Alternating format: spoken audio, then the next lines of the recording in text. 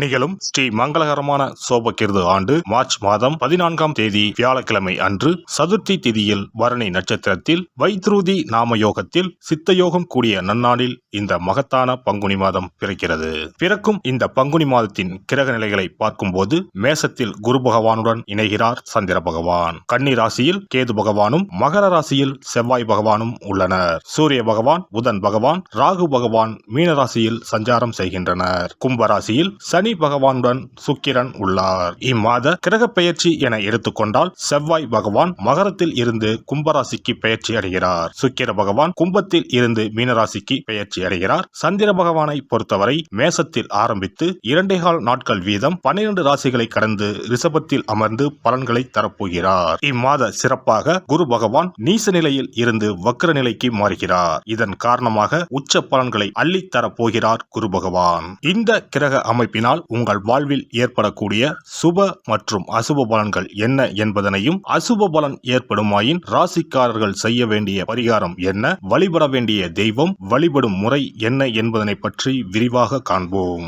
பிறக்க போகும் இம்மாதம் உங்கள் வாழ்வில் வளமும் நலமும் செல்வ செழிப்பும் பெற்று வாழ்வின் உயரிய நிலையை அடைய எல்லாம் வல்ல எம்பெருமானை வேண்டி விரும்பி கேட்டுக்கொள்கிறேன். மீனராசி அன்பர்களே, இந்த மாதம் தொட்ட காரியம் வெற்றியில் முடிந்தாலும் கடுமையான முயற்சிகள் தேவைப்படும். பணவரத்து கூடும். புதிய நண்பர்கள் கிடைப்பார்கள். தொழில் வியாபாரம் வேகம் பிடிக்கும். புதிய ஆர்டர்கள் கிடைக்கும். தொழில் வியாபாரம் பற்றி மனதில் இருந்த கவலைகள் நீங்கி தைரியம் உண்டாகும். உத்தியோகத்தில் இருப்பவர்கள் அலுவலகத்தில் கொடுத்த வேலையை சிறப்பாக செய்து முடிப்பார்கள். அலுவலக வேலையாக வெளியூர் செல்ல நேரலாம். குடும்பத்தில் இருப்பவர்களுடன் வாக்குவாதத்தில் ஈடுபடாமல் அனுசரித்து செல்வது நல்லது. கணவன் மனைவிக்கு இடையே தேவையற்ற மன வருத்தம் உண்டாகலாம். கவனம் தேவை. மருத்துவம் தொடர்பான செலவும் ஏற்படலாம். ஆயுதம், நெருப்பு ஆகியவற்றை கையாளும் போது கவனமாக இருப்பது நல்லது. பெண்கள் புத்தி கூர்மையுடன் செயல்பட்டு காரியங்களை வெற்றிகரமாக செய்து முடிப்பீர்கள். வீண் அலைச்சலை தவிர்ப்பது நல்லது. மாணவர்கள் சக மாணவர்களுடன் பழகும்போது கவனம் தேவை. கூடுதல் நேரம் ஒதுக்கி பாடங்களை படிப்பது நல்லது. கலைத்துறையினருக்கு பணவரவு ஏற்ற இறக்கமாக இருக்கும். எடுத்த ஒரு முடிவை செயல்படுத்தும் முன் ஒரு முறைக்கு இருமுறை ஆலோசிப்பது நல்லது. எந்த ஒரு காரியத்திலும் அவசர முடிவு எடுக்க தூண்டும். அரசியலில் இருப்பவர்களுக்கு எதிர்பார்த்த பதவி உயர்வு கிடைக்கும். கூடுதலாக உழைக்க வேண்டியிருக்கும். மேலிடத்தில் இருந்து வந்த கருத்து வேற்றுமை நீங்கி ஒற்றுமை உண்டாகும். எடுத்திருக்கும் அரசாங்க வேலைகள் மூலம் நன்மைகள் உண்டாகும். நட்சத்திர பலன்கள். பூரட்டாதி 4ஆம் பாதம். இம்மாதம் எதிர்பார்த்த லாபம் வரும். தொழில் போட்டிகள் நீங்கும். உத்தியோகத்தில் இருப்பவர்கள் வாக்கு வன்மையால் காரிய வெற்றி பெறுவார்கள். குடும்பத்தில் வீண் விவாதங்களை தவிர்ப்பது நல்லது. கணவன் மனைவிக்கு இடையே திடீர் கருத்து வேற்றுமை ஏற்படலாம். உத்திரட்டாதி. இந்த மாதம் நீண்ட நாட்களாக இருந்து வந்த பிரச்சனைகள் தீரும். பணவரத்து அதிகரிக்கும். கொடுத்த வாக்கை காப்பாற்ற முயல்வீர்கள். உத்தியோகத்தில் இருந்து வந்த மறைமுக எதிர்ப்புகள் விலகும். தொழில் விரிவாக்கம் பற்றிய சிந்தனைகள் அதிகரிக்கும். ரேவதி நட்சத்திரம். இந்த மாதம் நீண்ட நாட்களாக முடிக்க முடியாமல் இருந்த ஒரு காரியத்தை செய்து முடிப்பீர்கள். அரசாங்கம் மூலம் நடக்க வேண்டிய வேலைகள் திருப்திகரமாக நடந்து முடியும். சுபகாரிய நிகழ்ச்சிகள் நடைபெறும். திருமண காரியங்கள் கைகூடும். கணவன் மனைவிக்கு இடையே மகிழ்ச்சி நிலவும். தட்சிணாமூர்த்தியை வியாழக்கிழமையில் நெய் தீபம் ஏற்றி வழிபடுவது வெற்றிக்கு உதவும். கடன் பிரச்சனை குறையும். கல்வியில் வெற்றி கிடைக்கும். அதிர்ஷ்ட கிழமைகள் ஞாயிறு, வியாழன், வெள்ளி. சந்திராஷ்டம தினங்கள் பங்குனி 14, 15 மற்றும் 16. அதிர்ஷ்ட தினங்கள் பங்குனி 7 மற்றும் 8. சிறப்பு பரிகாரம். வாரந்தோறும் செவ்வாய்க்கிழமை அன்று வீட்டில் உள்ள முருகப்பெருமான் படத்தினை துடைத்து சந்தனம், குங்குமம் பொட்டு வைத்து சிகப்பு அரளிப்பூ கொண்டு அலங்காரம் செய்யுங்கள். ஒரு கண்ணாடி டம்ளரில் தண்ணீர் ஊற்றி ஒரு எலுமிச்சை பழம், சிறு வெட்டிவேர் போட்டு முருகன் படத்திற்கு முன் வைத்து விடுங்கள். ஒரு மா இலை எடுத்து காம்பு பகுதி முருகப்பெருமானை பார்த்தவாறு வையுங்கள். அகல் விளக்கில் நெய் தீபம் ஏற்றி மா இலையின் மீது வைக்க வேண்டும். தீபச்சுடர் முருகப்பெருமானை பார்க்கும் வண்ணம் இருக்க வேண்டும்.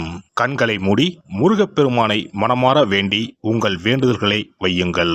பூஜை முடிந்த பிறகு அடுத்த நாள் டம்ளரில் உள்ள எலுமிச்சை பழத்தை உங்கள் வீட்டை சுற்றி திருஷ்டி கழித்து போட்டு விடுங்கள்.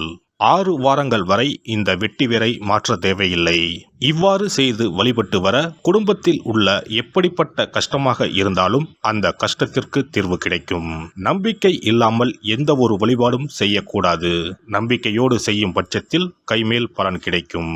இனி பங்குனி மாத சிறப்புகளும் வழிபாட்டின் பலன்களும் என்ன என்பதனை பற்றி காண்போம். பங்குனி மாதம் என்பது வழிபாட்டுக்கு உரிய மாதம். பங்குனி மாதம் வணங்குவதற்கும் பூஜைக்கும் உரிய மாதமாகும். ஒவ்வொரு மாதத்திலும் ஒவ்வொரு நட்சத்திரத்திற்கு முக்கியத்துவம் கொடுத்து விழாக்கள் நடத்துவது வழக்கம். ஆனால் பங்குனி உத்திர நட்சத்திரத்திற்கு மற்ற நட்சத்திரங்களை விட அதிக மகத்துவம் உண்டு. தெய்வ திருமணங்கள் அதிகம் நடைபெற்ற மாதம் பங்குனி மாதம். மாதங்களில் 12வது மாதம் பங்குனி, நட்சத்திரங்களில் 12வது நட்சத்திரம் உத்திரம். 12வது மாதமான பங்குனியும் 12வது நட்சத்திரமான உத்திரமும் இணையும் புனித நாள் பங்குனி உத்திரம் என்று கொண்டாடப்படுகிறது. எனவே பங்குனி மாத உத்திரத்தின் சிறப்புகள் அதிகம். பங்குனி உத்திர நாளில் அனைத்து ஆலயங்களிலும் சிறப்பு வழிபாடுகள் நடைபெறும். கிராம கோவில்களில் அக்னி சட்டி ஏந்துதல், பூஜைகள் விமர்சையாக நடைபெறும். எண்ணற்ற ஆலயங்களில் சுவாமி அம்பாள் திருக்கல்யாணம் நடைபெறும்.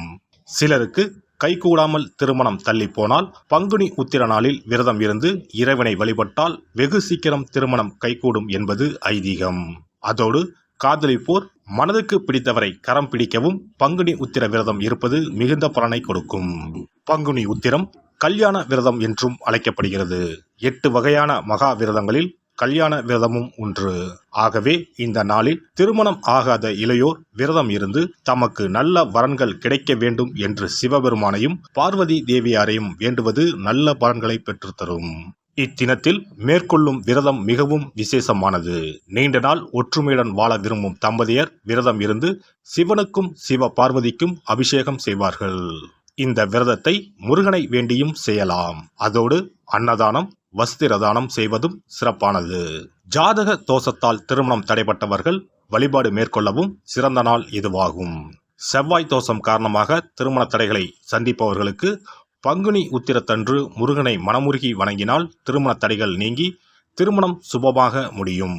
குழந்தை பேரில்லாமல் தவிப்பவர்கள் பங்குனி மாத விரதம் இருந்து அம்மன் கோவில்களுக்கு சென்று வழிபட அந்த அம்மனின் அனுக்கிரகத்தால் நிச்சயம் புத்திர பாக்கியம் கிடைக்கும்.